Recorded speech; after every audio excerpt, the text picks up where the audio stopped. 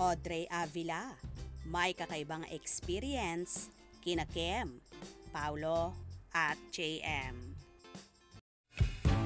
I'm overheated, can hardly sleep at night, doing crazy dreaming. You're the reason why. Hiding by the baby. In fairness, promising ang Viva Max bombshell na si Audrey Avila na nagmarka bilang kabit ni JM De Guzman sa kapamilya drama series na Linlang. Nakachika ng bandera ang dalaga sa presko ng bagong Viva Max original movie na Dayo mula sa 3.16 Productions and directed by Sid Pascua. Malakas ang dating ni Audrey at bukod sa maganda at sexy ay may ibubuga rin siya sa aktingan tulad ng ipinamalas niya sa Linlang na pinagbibidahan ni na JM De Guzman, Kim Chiu at Paulo Avellino. Kwento ng sexy star sa amin. Napakarami niyang natutunan sa mga co-stars niya sa Linlang, lalo na kina JM at Kim. Puring-puringan niya ang mga ito dahil ang babait at talagang nakasuporta lagi sa buong production.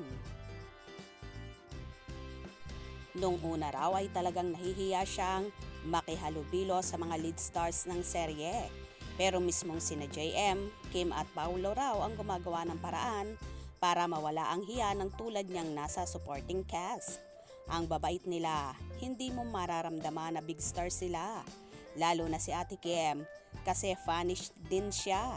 Sobrang masayahin at talagang magaling siyang actress. Lahat sila ang gagaling. Anya, wish ni Audrey na sana'y mabigyan siya uli ng chance na makatrabaho ang lead stars ng Linlang.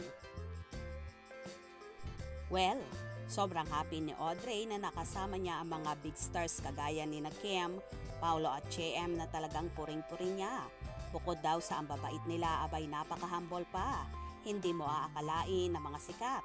Kaya nga marami rin talaga ang may love at gustong makatrabaho ang tatlo.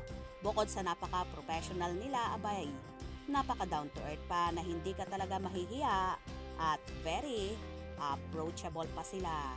Kaya naman good job talaga sa tatlo na mapapawawak talaga sa mga ugali ng mga ito at in fairness, wala silang kaarte-arte sa katawan. Kaya naman magaan silang katrabaho at napapadali pa ang kanilang mga ginagawa dahil tulungan sila sa set.